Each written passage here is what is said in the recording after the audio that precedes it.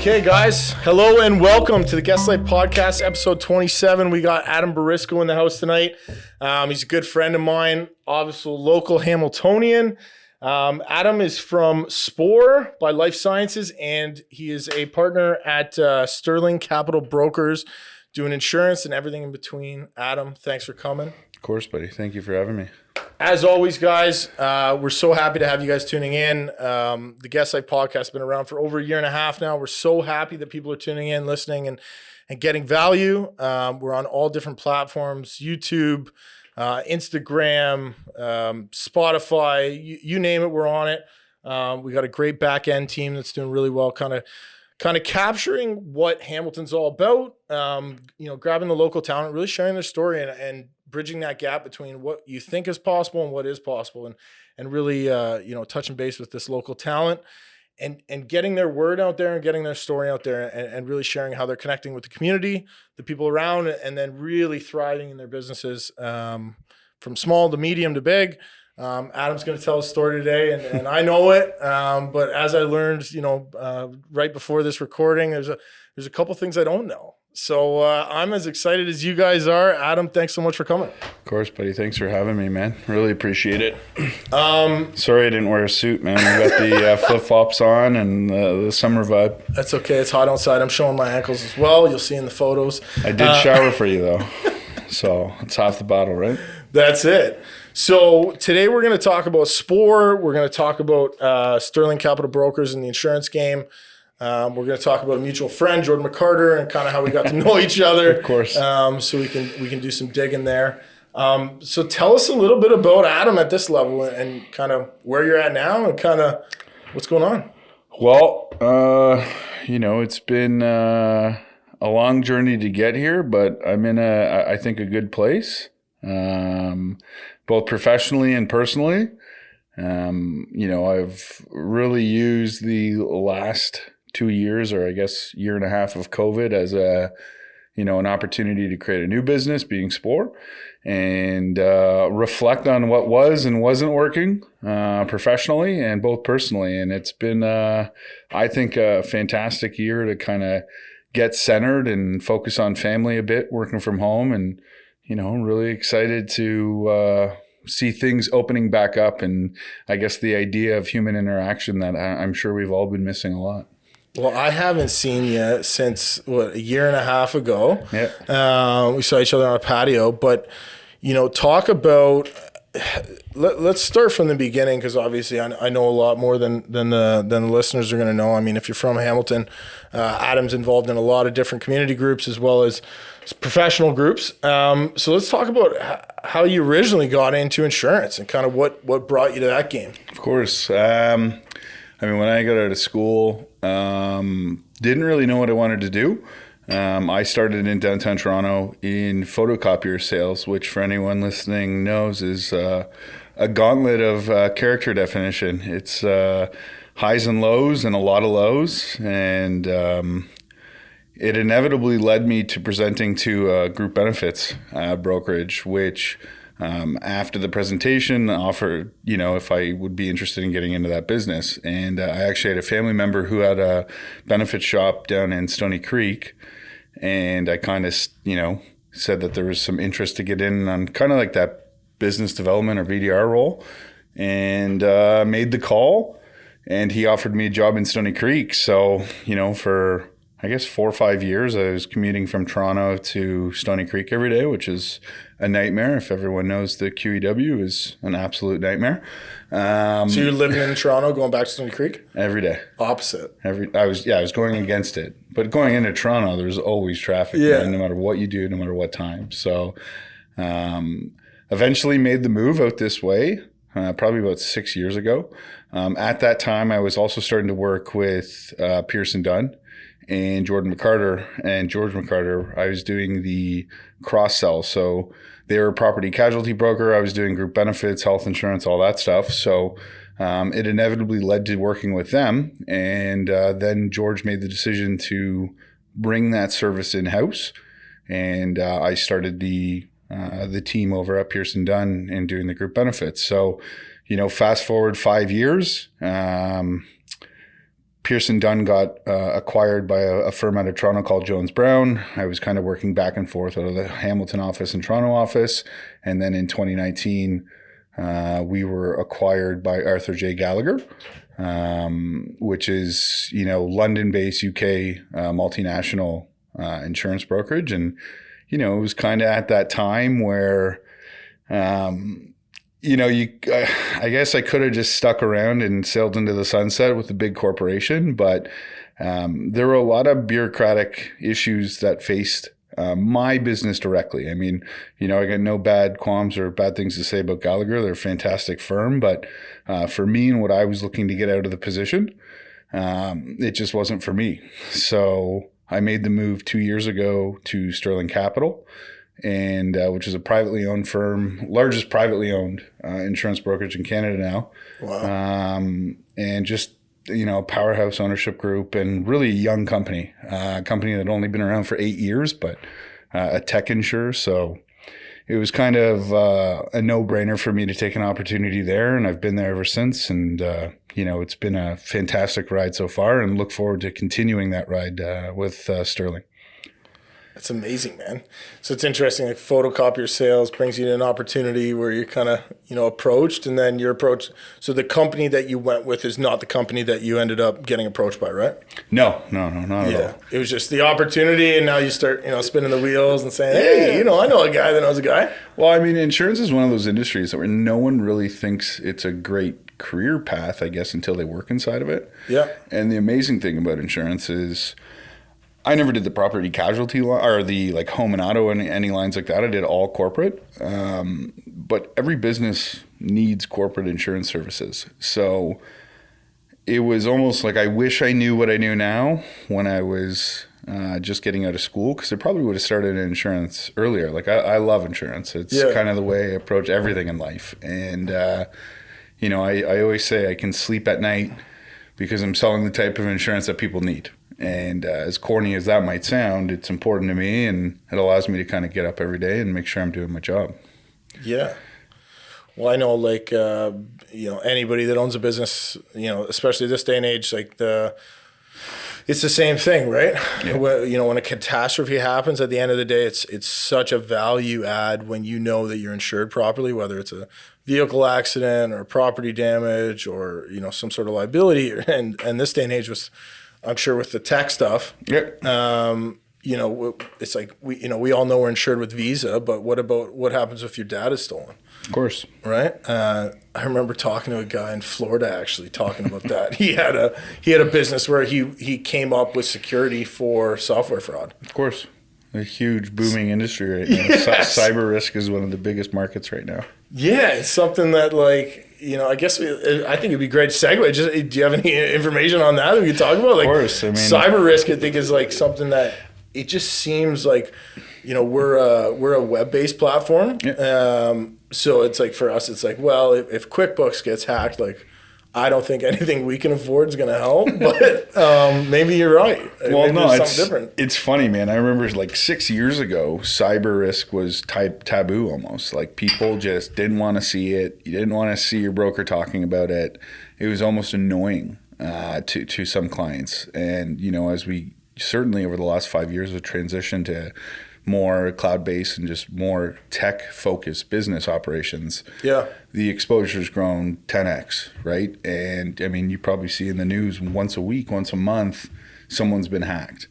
And I think it's one of those spaces where no one wants to pay insurance premiums until they need it, right? We all know that. I get it. Even being a biased broker, I get it. I can appreciate from cash flow and operations standpoint, no one wants to spend money on it, but in the event of claim, in the time of claim, when you have it, you're glad you had it. And if you do it properly and get the coverages that are, specific to your business, it's a beautiful thing to have. And the reinsurance, you essentially need to sleep peaceful at night if you're a business owner, right? Yeah. Well, we've been there for sure. Yeah. Water and construction. Welcome. Yeah. Well, and on the health side, I mean, with health insurance, it's like no one wants to ever think of death, right? Death is a morbid topic. And, you kind of think like, I'll give you the scenario of the generic 30-year-old man. He thinks he's invincible, right? But things happen, whether you're at work or at home, right? I mean, having adequate coverage to take over your debt exposure for your family, I think it's an important thing to go through. And the exercise of going through disability, critical illness, or life insurance are all valid. Yeah. Whether you think you need them or not, it's just one of those things you should be checking. You got to check off that box for your peace of mind, man. So, that's it, man. Yeah. So when we talk about how we know each other and we talk about connections and talking about Adam as a whole from someone that might not know you, he's a guy that knows everybody. So try to learn from Jordan, man. Yeah, no one knows what he does, but people know what you do now. So how do you talk about your connections and strengthening relationships especially for somebody, giving advice to somebody coming in? How important is that to building a great long-term business? Because you haven't been in it for a couple of years now. You've been in it, you're long-term, and it's like, anytime you connect somebody or you're pulling a connection from somebody else, you feel like that's everlasting. How have you kind of built that over the years? I actually think network is fundamentally for sales, it's probably one of the most important things to focus on. I mean, Dan, we've had the conversation where you can't just get instant trust with a client.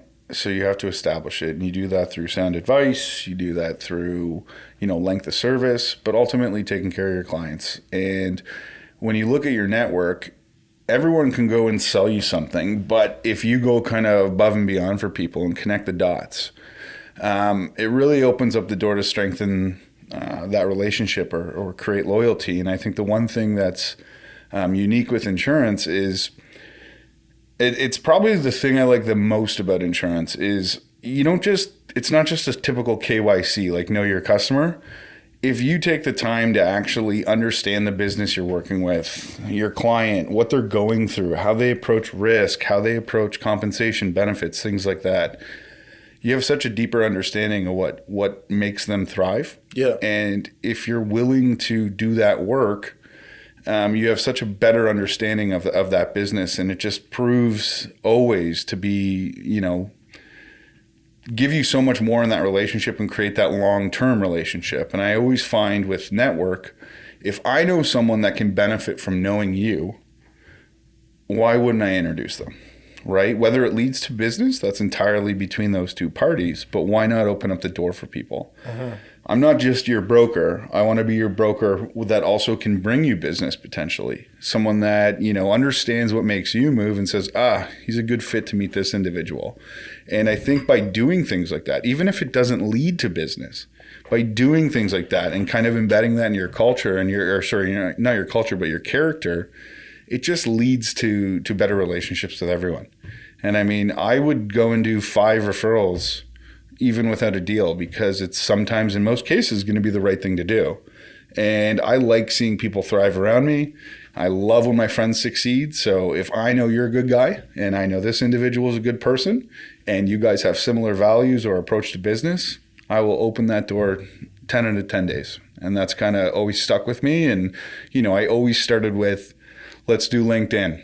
LinkedIn's a great tool. And if you use it effectively and don't bother people, don't get me wrong. Key point there. Don't bother people, especially people that are busy. You gotta know, again, that falls into timing, but you gotta know when to approach people and what's a relevant topic to approach them on, right? Everyone calls you every day. Every business owner gets the same calls. Oh, I can save you money. I can save you money. I can save you money.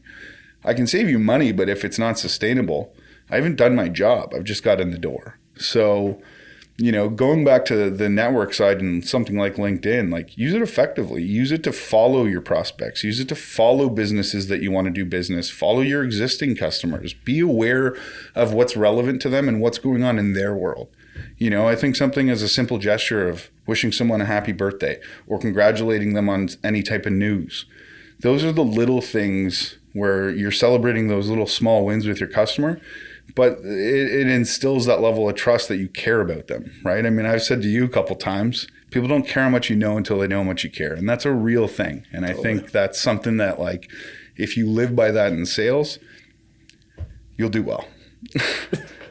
Easier said than done, I suppose. Yeah, great advice, and being genuine is such a great way to be honest. Of course. Right. And that's, it goes through with how successful you've become over the years, and talk about how that success has kind of given you the ability to give back. And something I just learned is Adam's on the board of the Alzheimer's Society. So tell us a little bit about that. I'm blown away.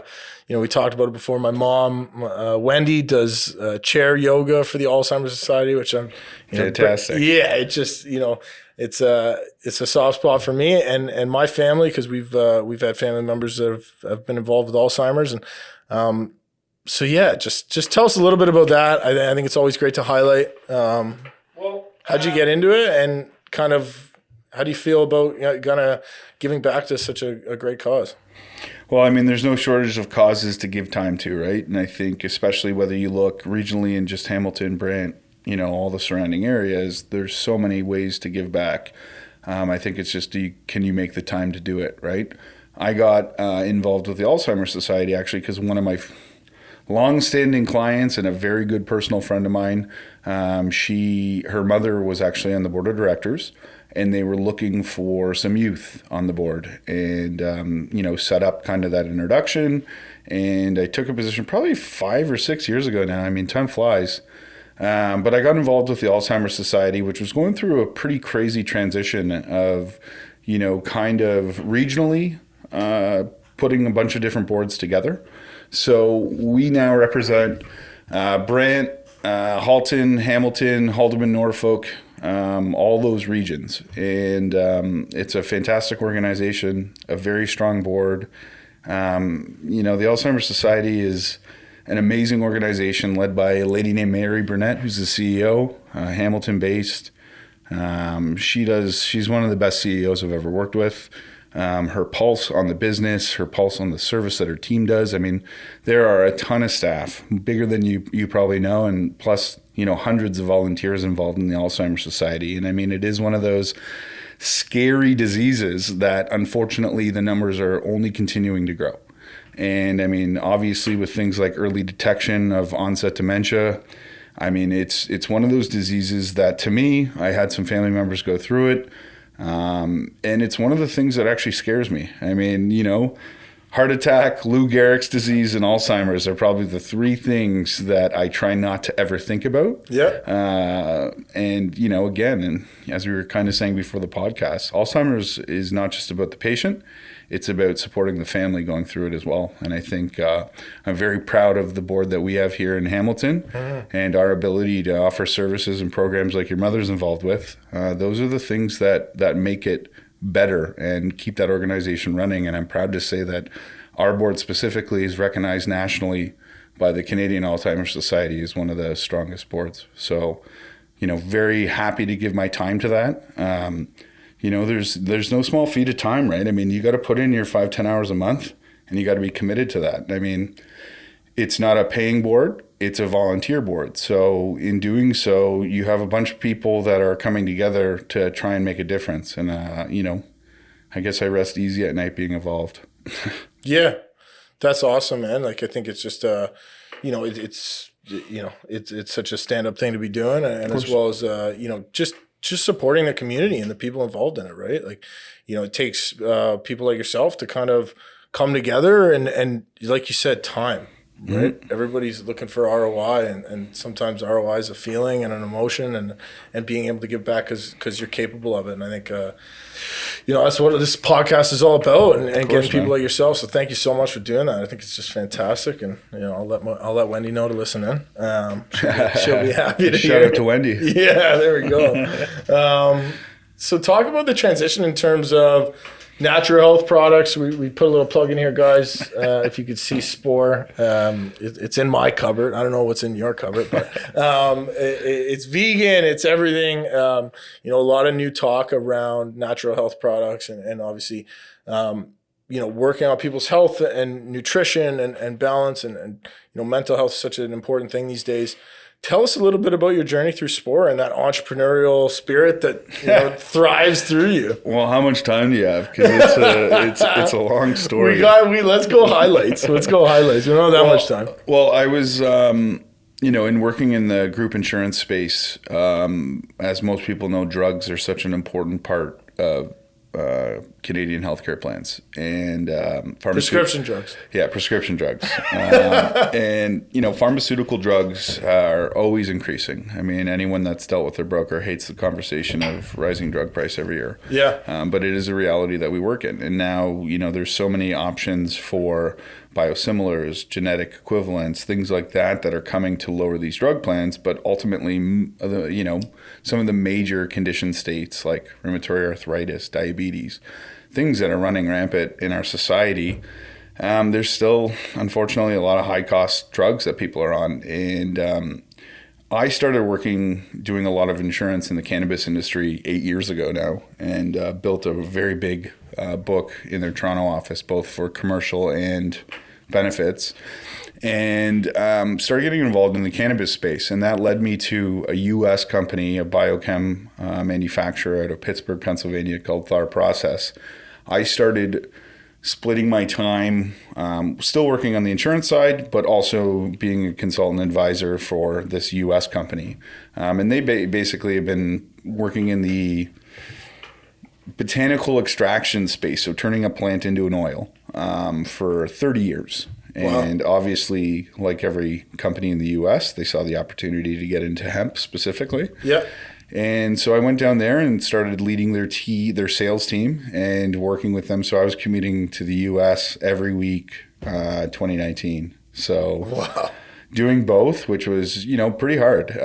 You learn a lot about yourself when you're trying to balance time. And, truth be told, I'm happy I took the opportunity to go and work in that space because, when COVID hit, I couldn't get over the border. And naturally, just learning so much about the botanical extraction space and supplement space in general, that entire industry, I think, is growing tremendously just because people are looking for shortcuts or ways to give themselves better health. Yeah. And don't get me wrong, I know there's always going to be doctors out there that are like, oh, just have a healthy diet, things like that. And that's all valid. But for someone like yourself, for someone like me, I love being able to take supplements on the side and get the, nutritional value that my body needs. I mean, fast forward into the beginning of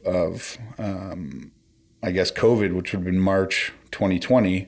I had been doing, and I'm happy to admit this, I've been microdosing with psilocybin and other mushrooms for a few years now. And I was so fascinated by mushrooms, both on the, let's say the supplement side, so legal mushrooms, nutritional mushrooms, and also psilocybin. Which these are. Yes. And when I couldn't get over the border. And just so everyone knows, that psilocybin is just... It is the compound in magic mushrooms. Yeah, it gets you high. Yeah, with all of the therapeutic value. Yeah. So exploring the brain and the channels. Psilocybe's the actual name of the ingredient once it's extracted, but I'm not going to get into the technical side. Yeah. But from what I had learned with our process over the past couple of years and the extraction process of taking botanicals and really, either isolating them or putting them into a formulation, like anyone else, I'm sure most people are aware now, but there's a huge boom towards psychedelic therapy for a number of reasons, and all very extremely promising. And when the pandemic started, there was an opportunity with some downtime and not having to travel as much.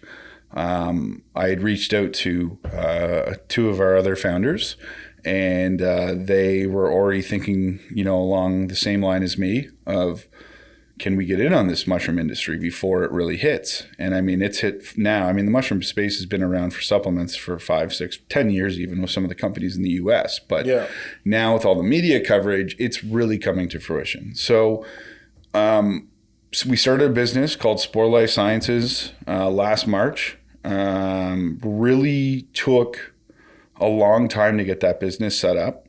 And, that whole experience to where we are today it was like going and doing a master's program in a year. Our approach to it was, there's so many businesses out right now doing the research for the psychedelic side, and we didn't want to focus on that. And what we wanted to do was almost create a CPG brand, someone that had real sales now, and with the intention that, you know, one of the biggest failures of the cannabis industry, and, you know, this is no disrespect to the cannabis industry, the regulatory side of that industry made that industry incredibly complex and took time to really evolve. And now that industry is starting to move in the right direction. But that industry was so focused on facilities and process and all of that, when they really there was a lot of oversight towards downstream sales, distribution, and really inevitably the CPG strategy. Yeah. So we were like, let's focus on CPG. Let's create the brand now. Let's get the consumer. Let's get the clientele. And in a few years' time, can we then introduce something like psilocybin to our formulations that already have customers? So, you know, really as a business right now, we're focused as, let's say, a supplement or dietary supplement business. Mm-hmm. We're up to 9 SKUs now altogether. Wow. All in the US right now. But we're knocking at the door to do almost $1 million a month now. That's amazing. And like, you know, it's a crazy ride, because when you're starting a business that doesn't have a brand at all, no brand identity, you know, we really took almost a full year to build out the entire business. Mm-hmm. And then to really start selling in, let's say, January, February this year. You know, we've gone from, like, I remember our first month, we were doing a couple $1,000s, and it was like, all right, boys, like, this is amazing. Let's go. And, you know, this past month, we almost touched $1 million USD. Oh, my gosh. You know, we're kind of on this path now where now we're introducing 4 new SKUs this month, and, you know, really hope to try and get that business up to, you know, 20 million a year in sales by next year. So it's been a ride, and it's been unbelievable how much you can learn about a sector that, you know, you really think of like brands and how brand messaging and identification comes to you as a consumer. That's an amazing side of the business, but there's also so much about the process and the setup and your partners and everyone behind the scenes that really puts that product in a customer's hand. And right now, we're only direct to consumer. So our goal for the end of this year is to start to get into retail. The reason why we didn't go into retail, obviously, was with COVID. We were very unsure what that looked like. Yeah. And for us to go to a retailer 6 months ago and be like, hey, carry our product, you know, you're one of 2,000 businesses knocking at the door trying to get your shelf space. Yeah. Where now we can go to a retailer and say, we're doing $1 million a month in sales. Like, this is a product that we think you guys should carry. Here's the story. Here's the journey. And a lot of our journey stemmed from one of my partners, Mike Zavitz. Mike had MS, and he's been using functional mushrooms and other natural botanicals to slow down the progression of his MS and to help, not treat, not cure, but help. And he saw a lot of value in it. And that's kind of how this all came together. We rallied around the MS messaging.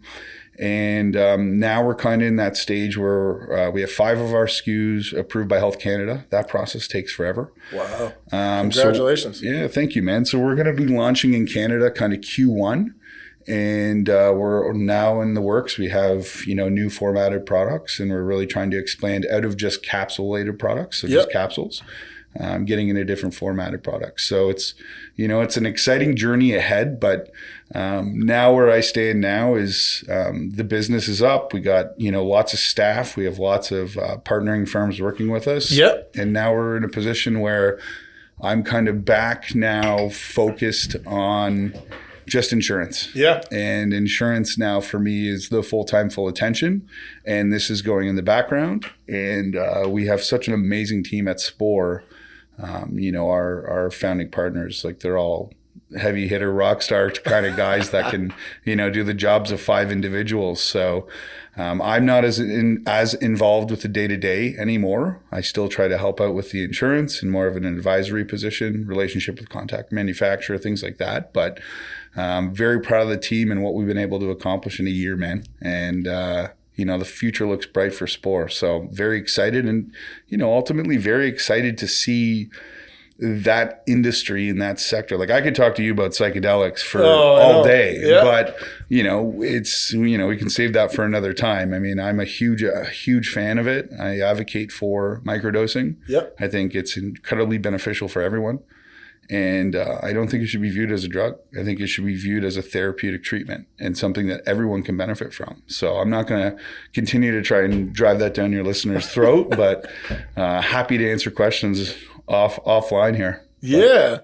Well, I think guys, like, one of the reasons we brought the show together is really just like, you meet a guy like Adam, off site and you talk about a store and he's doing this and he's doing that. And then you hear, photocopier sales, right? And you're like, how in the world did that all come together? And you think hard work, determination, drive, network, building that community. And then also like on the side, again, if you don't know what he's doing in insurance, get to know him a little bit better, but having the time to give back to the community and really, be on a board is important as the Alzheimer's Society, as well as I'm sure you do some work with MS that you're not kind of, boasting about, but just thank you, man. I think it's fucking absolutely incredible. And there should be more stories like yours told. So, we're wrapping up the podcast now. I know, again, we could talk for hours. What advice would you give to somebody back in the day selling photocopiers, to your younger self or someone coming up in the industry through insurance? What advice would you give? Keep an open mind. I mean, get into insurance would be the easy high level answer, because I don't think enough people look at insurance as an opportunity, and young professionals. I mean, it's a very valued industry that not a lot of people, it's not the sexiest thing coming out of university, right? Yeah. But it's an incredibly fulfilling sector. And my biggest accomplishments in life to date, aside from my family, are insurance. Like I love that business. So, not only if I could go back to my old self, but even talking to a young professional, I think the one thing that you got to go through failure, you have to go through, I mean, everyone's heard that stuff before, right? You have to go through life approaching what worked, what didn't work. And I think, when I'm 35 now, but if I was talking to my 24, 25-year-old self, aside from save money, which is like, man, if I could go back and just think of how much money I used to spend in Toronto to what I could have had in assets. Don't tell Jordan that. Yeah. Aside from the money side, I would say go with routines. Create routines. Create things that you think you can maintain. Always try to prove or improve them.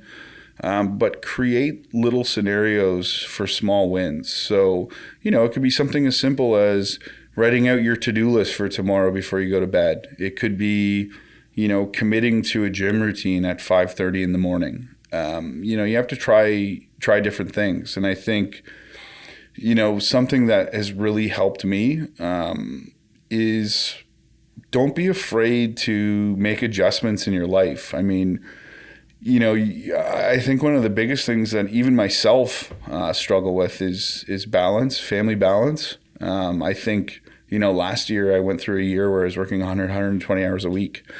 And it's detrimental to your health. It's detrimental to your relationships with your family, your friends.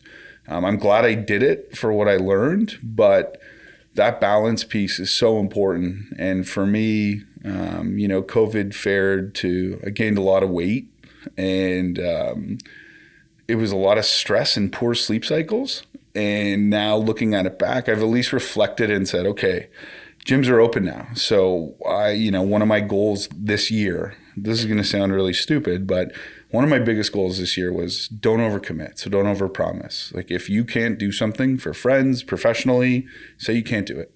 Either ask for time or come up with some formidable solution.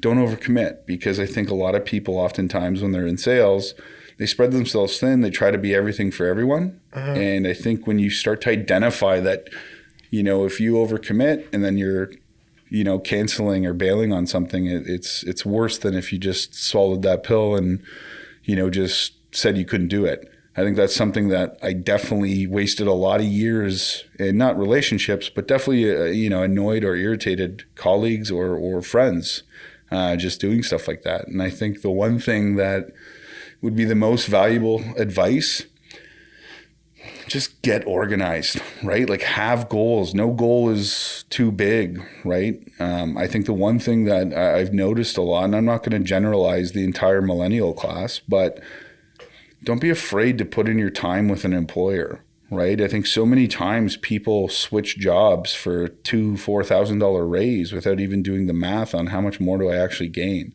You know, don't get me wrong. I think people's professional experience is more important. I'll say that again, more important than your educational past.